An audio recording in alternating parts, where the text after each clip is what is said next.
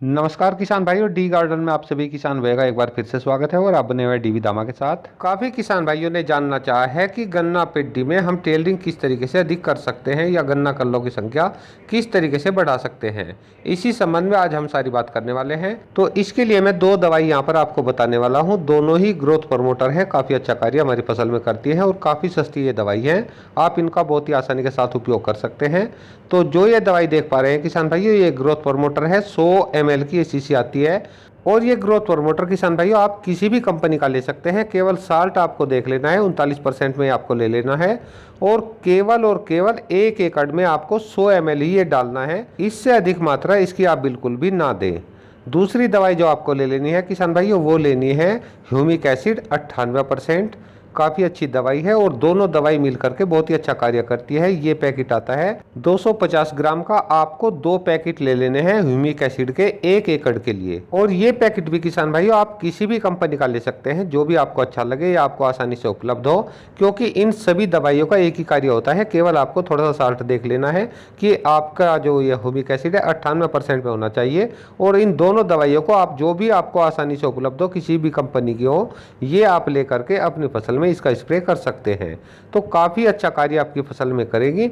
और किसान भाई इसके साथ में अगर आप मिलाना चाहे तो एक दवाई और भी मिला सकते हैं, मैं आपको बता देता हूँ। कार्टेफ हाइड्रोक्लोराइड 50%। ये भी आप किसी भी कंपनी की ले सकते हैं, जो भी आपको आसानी से उपलब्ध हो उसी कंपनी का पैकेट आप ले सकते हैं। 100 ग्राम का ये पैकेट आता है और ये पाउडर के रूप में किसान भाई मिलता है। घुलनशील है, पानी में अच्छे से घुल जाता है। और ये दवाई आपको 1 एकड़ के लिए ले लेनी है 2 पैकेट, यानी कि 100 ग्राम के 2 पैकेट आपको काफ़ी है 1 एकड़ के लिए।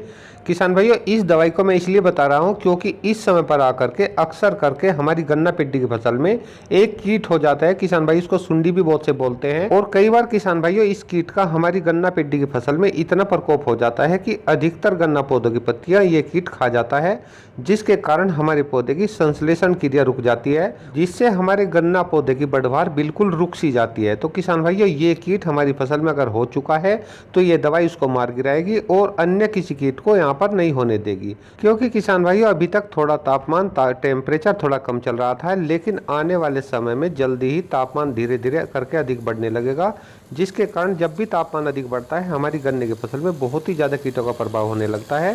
तो इस समय पर आप जो है इस दवाई का भी उपयोग कर सकते हैं, जिसके कारण आप इन तीनों दवाइयों को मिला करके एक जगह स्प्रे कर देंगे। तो उससे होगा क्या कि आपके गन्ना पेडी की बढ़वार भी होने लगेगी और उसमें टेलिंग भी अच्छी हो जाएगी। और इसी के साथ साथ जो ये कार्टेप दवाई है आपकी गन्ना पेडी की फसल में कोई कीट वगैरह भी नहीं होने देगी। तो किसान भाइयों आप इन तीनों दवाइयों को मिला करके इनका उपयोग कर सकते हैं। और जो किसान भाई अपना गन्ना पौधे में इन दवाइयों का उपयोग करना चाहते हैं, सिंचाई करने के बाद में इन दवाई का उपयोग कर सकते हैं। तो किसान भाइयों ये थी आज की जानकारी, उम्मीद करता हूँ आपको पसंद आई होगी।